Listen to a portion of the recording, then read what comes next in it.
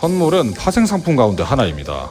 거래 방식은 선매매, 후물건, 인수로 이루어지죠. 즉, 상품이나 금융자산을 미리 결정된 가격으로 미래 일정 시점에 인수할 것을 약속하는 거래입니다. 이러한 부분들은 지난 영상에서 다뤘으니 가볍게 넘어가고 어떤 종목이 있는지도 알아야 할 것 같습니다. 해외거래소에 상장되어 있는 선물은 우리에게 익숙한 주가지수, 금리, 환율과 연계된 상품도 있고 금, 원유 등의 상품도 있습니다. 실제로 해외거래소에 상장되어 있는 선물은 무수히 많으나 우리나라 투자자들은 주가지수인 S&P 500 지수 선물, 유로화 선물, 금 선물, 원유 선물 등을 중심으로 거래를 진행합니다. 투자자가 해외 선물을 거래하려면 선물회사나 증권회사에서 계좌를 개설하고 해당 거래소의 기준통화를 증거금으로 납부해야 하는데요. 물론 증권회사나 선물회사에서 환전 서비스를 제공하므로 사실상 투자자는 원화를 이용한 거래가 가능합니다. 주가지수, 금리, 환율과 연계된 투자에서 안정적 수익 달성이 어려운 투자자들은 원자재를 포함해 해외 선물을 이용한 수익 달성을 고려합니다. 그러나 준비가 안 된 투자자가 선물 중에서도 해외 선물을 거래하는 과정에서는 어려움을 겪을 가능성이 높습니다.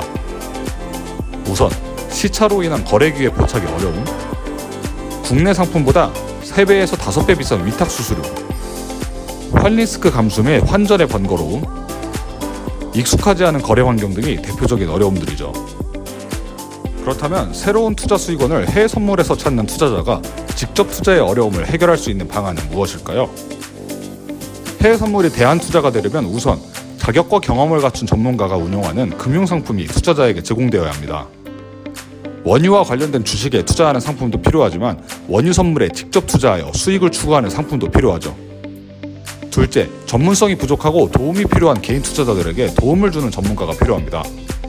시장에서 개인 투자자들이 믿고 참고할 수 있는 전문가들은 수익을 얻는 노하우를 가르쳐주지 직접적인 방법을 알려주진 않습니다. 무조건적인 리딩이 아닌 차근차근 이루어지는 교육은 분명 투자자들에게 도움이 될 것입니다. 금융당국은 지난 2014년부터 적격 개인 투자자 제도를 도입해 개인 투자자는 사전교육 30시간, 모의거래 시간 50시간을 이수하고 3천만 원 이상을 예탁하는 경우에 한해 선물 거래를 허용했습니다. 반면 해외 선물은 진입에 대한 제한이 없죠.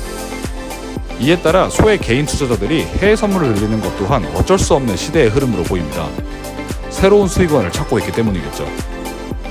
실제로 한국거래소에 따르면 파생상품 시장에서 개인 투자자의 계약 비중은 2011년 25.41%에서 올해 7월 6일 13.8%까지 꾸준히 감소했지만 2010년 약 50조 원이었던 국내 투자자의 월평균 해외 파생상품 직접 투자 규모는 지난해 250조 원으로 5배나 폭증한 것을 알 수 있습니다. 만일 전문가에 의해 운용되는 금융상품이 제공되고 시장에서 투자 관련 서비스를 제공하는 증권 전문가들에 대한 평가가 이루어진다면 해외 선물은 개인 투자자들에게 더 의미 있는 대안 투자가 될 수 있을 것입니다. 이러한 서비스들에 대해 궁금하신 분들은 하단 고정 댓글 링크로 연락 주시는 분들에 한해 알려드리고 있으니 많은 연락 부탁드리겠습니다. 마지막으로 해외 선물이 높은 레버리지의 위험한 투자 수단이 아닌 효율적이고 안정적 투자 수단이 되기를 바라며 투자자분들의 건승을 빌며 오늘 영상 마치도록 하겠습니다. 지금까지 제대로 경제연구소였습니다. 나가시기 전 구독과 좋아요, 알림 설정 한 번씩 부탁드리겠습니다. 감사합니다.